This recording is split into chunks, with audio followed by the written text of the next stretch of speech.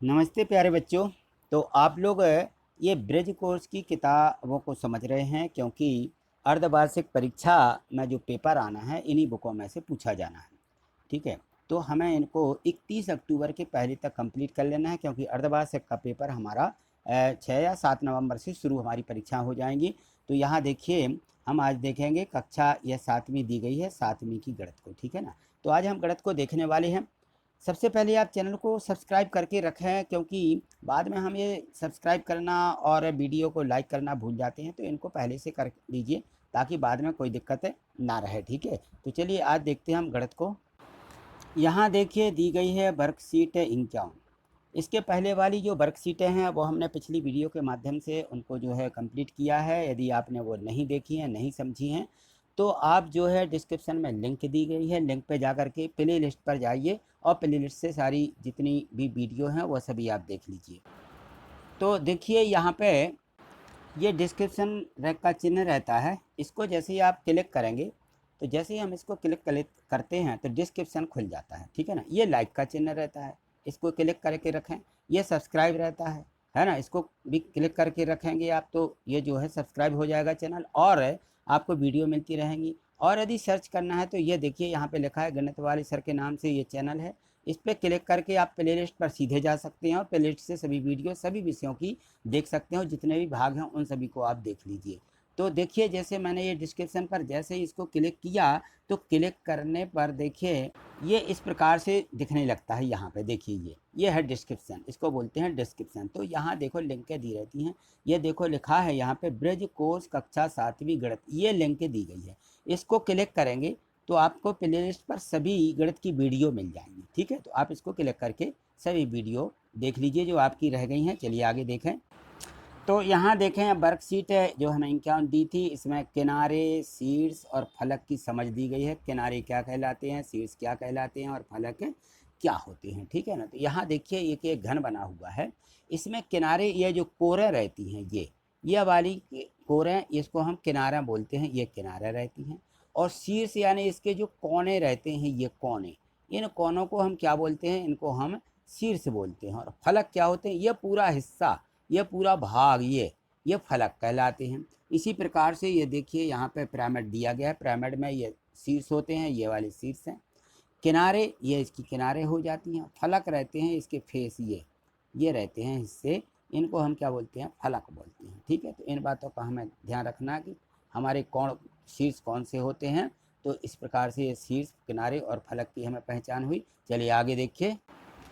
यहाँ देखिए लिखा है कि प्रयास कीजिए निम्न त्रिविमीय आकारों में प्रत्येक आकार का नाम भी लिखना है और उनके फलक, किनारे और शीर्षों की संख्या भी यहाँ पे लिखना है। चलिए देखिए, तो ये जो आकृति दी गई है इसका नाम है घनाभ। लंबाई, चौड़ाई, ऊंचाई है इसमें।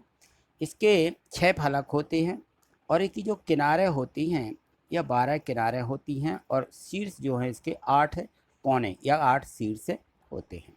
यहाँ देखिए ये पिरामिड दिया गया है, चतुष्फलक के आकार आकृति का है। तो चतुष्फलक जो होता है या पिरामिड बोलेंगे उसको भी, तो उसमें फलक 4 होते हैं और किनारे इसकी 6 होती हैं, शीर्ष जो कोने हैं इसके वो 4 होते हैं। यहाँ देखो शंकु दिया, शंकु में 2 फलक होते हैं नीचे और एक गोलाकार, यानी चारों तरफ से गोल होता है। एक फलक ये और एक नीचे वाला, 2। और किनारे इसके देखें, किनारे हैं तो किनारों में पूछा जाए तो किनारे तो इसकी एक ही है, ऊपर तरफ की एक ही किनार होती है ना। और शीर्ष भी उसका ऊपर ही रहता है एक, है ना, ये ऊपर वाला, ये बस एक शीर्ष होता है। तो इस प्रकार से ये शंकु की आकृति होती है। चलिए देखिए आगे। यहाँ देखिए वर्कशीट 52 दी गई है और इसमें है कि आयताकार वस्तुओं का परिमाप। परिमाप तो अपन जानते हैं, परिमाप में जो वस्तु रहती है उसकी पूरी एक घेरा रहता है, घेरा जितना भी जहाँ से हो पूरा घेरा उसकी परिमाप कहलाती है ना। तो यहाँ ये देखिए एक आकृति बनी हुई है, इस आकृति में जहाँ से भी चलेंगे वहीं पर आ जाएंगे तो ये क्या कहलाएगा, इसका पूरा यह परिमाप हो जाता है। ठीक है ना, तो यहाँ इस आकृति का परिमाप, इन सभी को जोड़ना है। प्रत्येक की यहाँ पे लंबाई दी गई है, ये देखिए इनकी लंबाई, प्रत्येक भुजा की लंबाई दी गई, तो इन सभी भुजाओं का योग क्या हो जाएगा, इस आकृति का परिमाप हो जाएगा। ठीक है, चलिए देखिए आगे। यहाँ पर देखिए दिया है प्रयास कीजिए अपनी नोटबुक के एक पृष्ठ को चारों भुजाओं की लंबाई मापना है और उन्हें लिखना भी है। और आपके नोटबुक के पृष्ठ का परिमाप कितना है ये निकालना है। तो देखा कि नोटबुक की लंबाई 20 सेंटीमीटर है, चौड़ाई 10 सेंटीमीटर है, तो 2 चौड़ाई होंगी 2 लंबाई होंगी। तो यहाँ नोटबुक का परिमाप क्या करेंगे हम, पहले लंबाई धन चौड़ाई, फिर लंबाई फिर धन चौड़ाई, ठीक है ना। तो चारों भुजाओं को हमने यहाँ पे जोड़ दिया तो कितना आ गया 60 सेंटीमीटर। यह उसका नोटबुक का क्या हो गया परिमाप।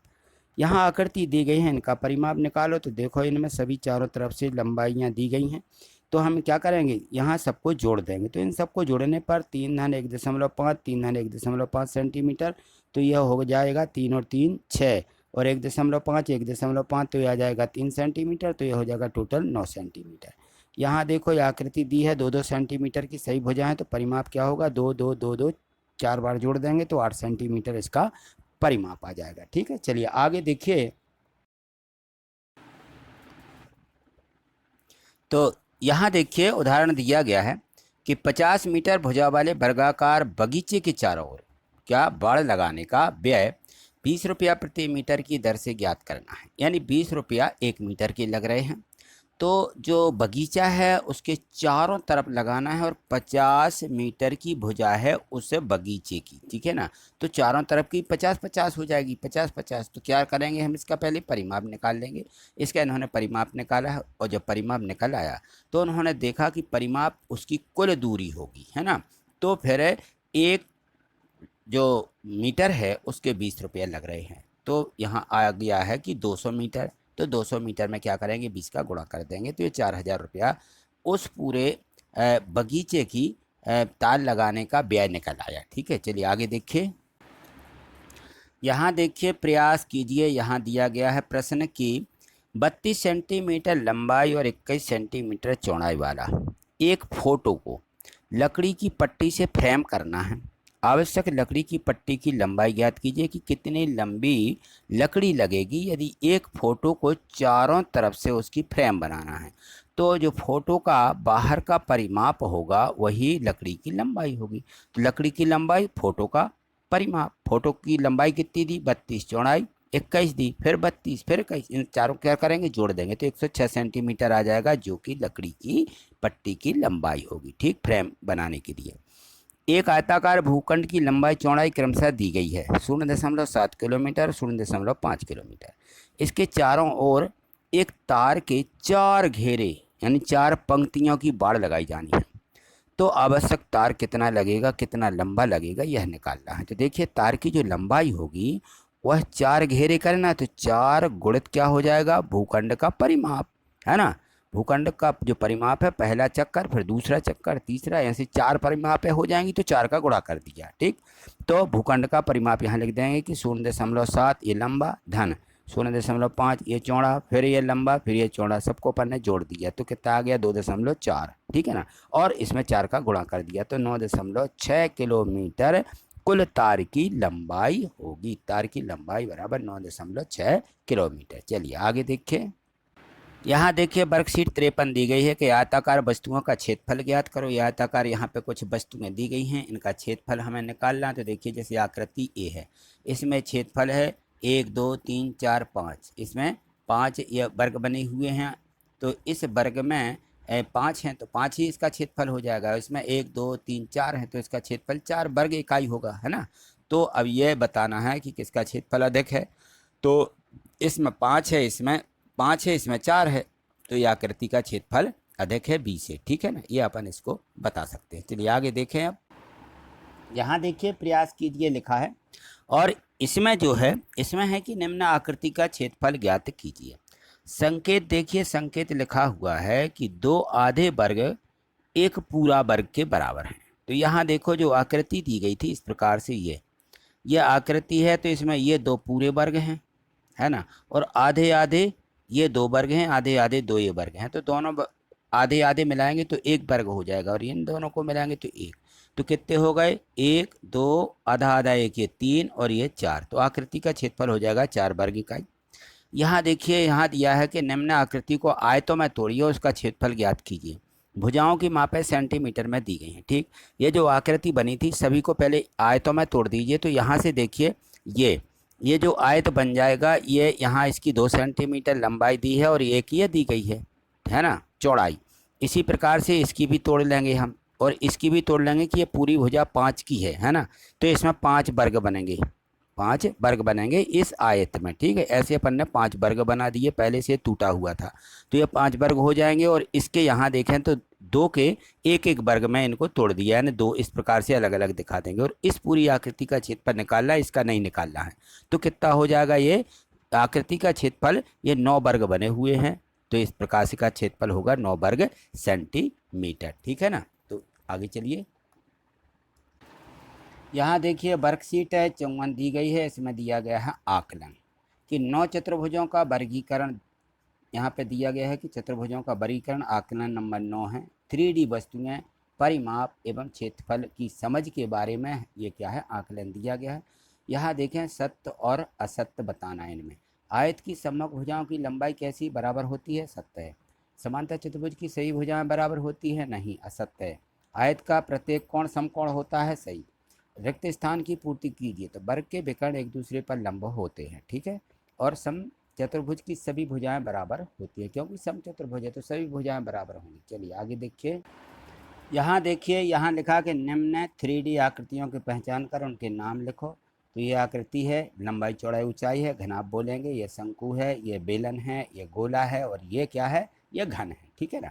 और इन वस्तुओं में किस प्रकार की है उनके नाम लिखो। आपका जो ज्यामितीय बॉक्स होता है वो घनाभ की आकृति का होता है, ईंट जो होती है वो घनाभ की आकृति की, माचिस की डिब्बी भी घनाभ की आकृति की होती है, गेंद जो होती है गोल होती है, गोल के आकृति गोलाकार होती है, ठीक है ना।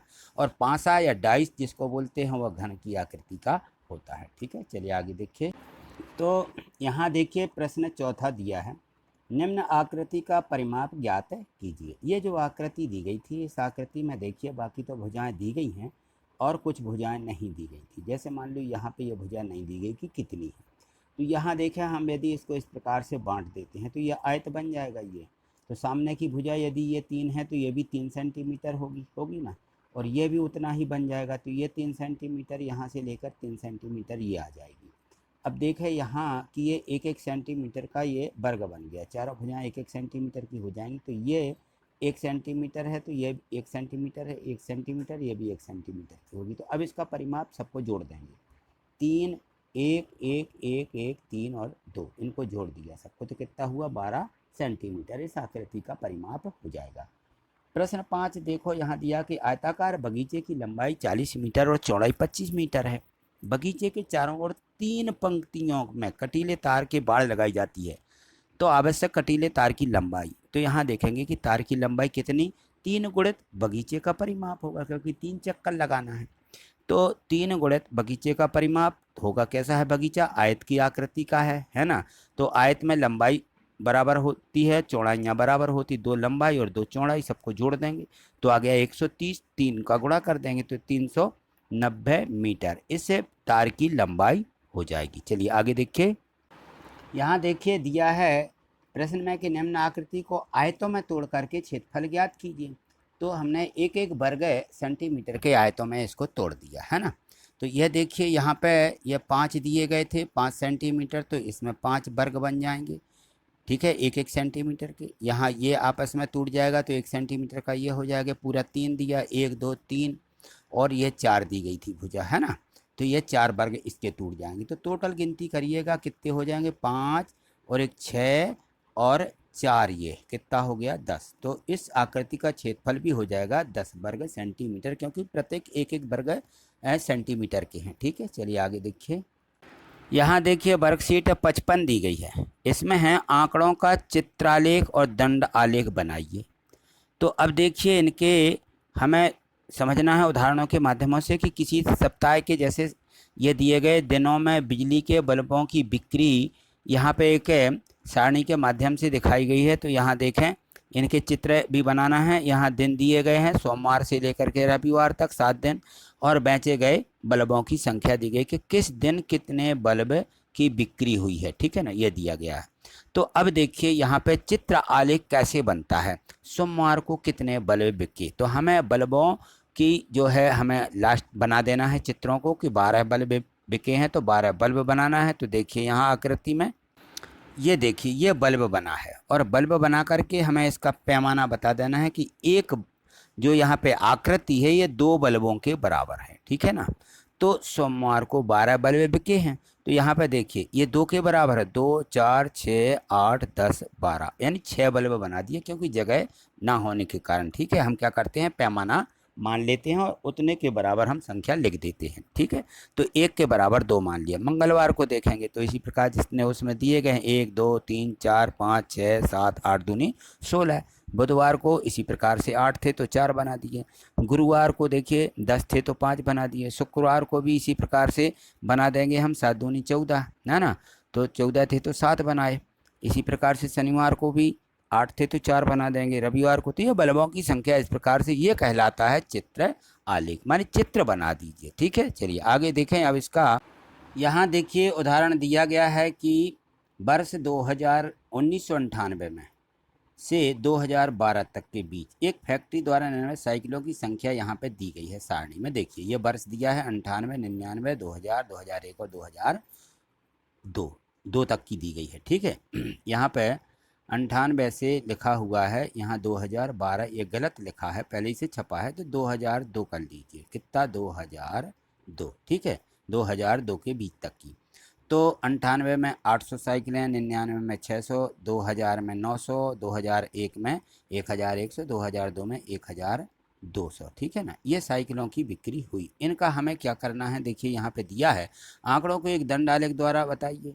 तो ये दंडालेख इस प्रकार से बनाया जाता है, किस वर्ष में अधिक साइकिलें निर्मित की गई और किस वर्ष न्यूनतम साइकिलें निर्मित की गई, यह बताना है। यहाँ देखो ये दंडालेख में यहाँ नीचे वर्ष लिख देंगे, यहाँ साइकिलों जो वितरित की वो बनी हैं उनकी संख्या यहाँ 100 200 से करते हुए पैमाना मान लेंगे कि 200 एक खंड के बराबर होगा। तो ये 200 400 600 800 इस प्रकार से 1000 1200 तक लिख देंगे, ठीक है ना।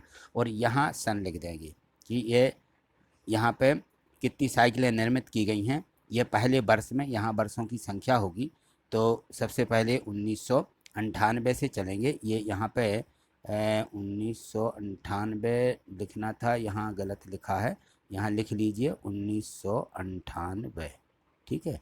ये 1998 में ये संख्या है, यहाँ प्रदर्शित 99 में, 2000, 2001 और 2002 में। तो अब देखिए यहाँ जो इसका मतलब होता है कि ये जो हम यहाँ पे आयत बना देते हैं, इनका वहाँ तक बनाना है जितनी साइकिलें निर्मित हुई हैं। तो 800 है तो 800 तक बनाएंगे। यहाँ 99 में देखिए कितनी हैं, 600, तो 600 की साइज तक बनाएंगे। बस इस प्रकार से हमें ये आयत बना देना है, यही कहलाते हैं दंडालेख। वर्ष 2002 में अधिकतम साइकिलें वितरित बनाई गई या निर्मित की गई 2002 में सबसे ज़्यादा कितनी, 1200, ये 1200 तक ले जाएंगे। और 99 में देखिए सबसे कम है यानी 600 है, तो यहाँ देखिए 612 सबसे छोटा है, यहाँ सबसे कम संख्या निर्मित की गई है साइकिलों की। चलिए आगे देखिए। तो यहाँ देखिए लिखा है प्रयास कीजिए, लिखा विभिन्न वर्गों में एक कक्षा में विद्यार्थियों की कुल संख्या निम्न सारणी में दी गई है। यहाँ वर्ष दिया गया है 16, 17, 18, 19 और 20 तक की। यहाँ विद्यार्थियों की संख्या दी गई 40, 30, 35, 25 और 20 दी गई है। और यहाँ संकेत दिया गया है कि इस संकेत के माध्यम से 1 के बराबर 5 मानते हुए हमें चित्रों का आलेख बनाना है। यहाँ पे तो एक सारणी इस प्रकार से बना लीजिए, यहाँ सन लिख लीजिए 2016, 17, 18, 19 और 20, और 1 के बराबर 5 हैं तो 1 में कितने आएंगे, क्योंकि पहले में 40 दिए गए हैं तो 8 पंचे 40, इसमें हमें 8 चित्र बनाना है। यहाँ देखिए 30 दिए गए हैं, है ना, तो इसमें 6 चित्र बनाना होंगे तो 6 चित्र बना दिए। इसमें 35 हैं तो 7 चित्र बनाएंगे, इसमें 25 हैं तो इसमें 5 चित्र बनाएंगे, और लास्ट में हमारे 20 हैं तो इसमें ऐसे 4 चित्र बना देंगे, जिसका मतलब हो जाएगा 20, ठीक है ना। तो ये विद्यार्थियों की संख्या हमें इस प्रकार से चित्रों के माध्यम से बनाना थी, तो आप भी बना लीजिए, ठीक है। चलिए आगे देखिए। यहाँ देखिए दिया गया है पाँचवा, यहाँ 5 क्रमागत दिनों में किसी दुकानदार द्वारा बेची गई गणित की पुस्तकों की संख्या इस सारणी में दिखाई गई है। यहाँ दिन दिया गया है, यहाँ पुस्तकों की संख्या दी गई है क्रमशः, देखिए। और लिखा है कि आंकड़ों को दंडालेख द्वारा लिखिए। तो इस प्रकार से देखिए हमें बनाना है, ये दिन दिए गए हैं तो यहाँ दिनों की संख्या नीचे आ जाएगी, यहाँ दिन लिख देंगे, ये दिनों की संख्या है, और यहाँ पर पुस्तकों की संख्या, ठीक है। यहाँ पैमाना लिख लेना है कि 1 सेंटीमीटर बराबर हम 10 पुस्तकें ले रहे हैं, तो यहाँ पर 10, 20, 30, 40, 50 ऐसा हमें दंडालेखों के हिसाब से बना लेना है। और यहाँ पे हमें दंडालेख इस प्रकार से खड़े कर देना है कि सोमवार को कितने हैं, 5 हैं, है ना, वो 35 हैं। तो यहाँ पे देखिए ये दंडालेख 30, 30 के बाद यहाँ पे 5 और बढ़ जाएगा, ये 35 हो गया। और फिर मंगलवार के दिन 40 है तो यहाँ 40 आ गया है, मंगलवार का हो जाएगा। ये बुधवार का कितना दिया 30, तो ये 30 आ जाएगा बुधवार का। और गुरुवार का ये 35 आ जाएगा, बिल्कुल इसी के ही बराबर होगा। और शुक्रवार का ये है 25, है ना, तो यहाँ 20 और ये 5 की सीध में ऐसा आ जाएगा। ठीक है, तो इस प्रकार से हमें डंडा लेके बनाना है। चलिए आगे देखिए। तो आज इतना ही। आगे और भी वर्कशीटें दी गई हैं, उनको अगली वीडियो के माध्यम से देखेंगे। आगे देखने के लिए चैनल को सब्सक्राइब करके रखा ही होगा आपने, देखिए यहाँ पे दिख भी रहा है। इस प्रकार से चैनल को सब्सक्राइब करके रखना है और प्रत्येक वीडियो को लाइक करना है। देखिए इस प्रकार से ये चिन्ह बना रहता है, यहाँ पे लाइक कर दीजिए। ठीक है, थैंक यू, धन्यवाद।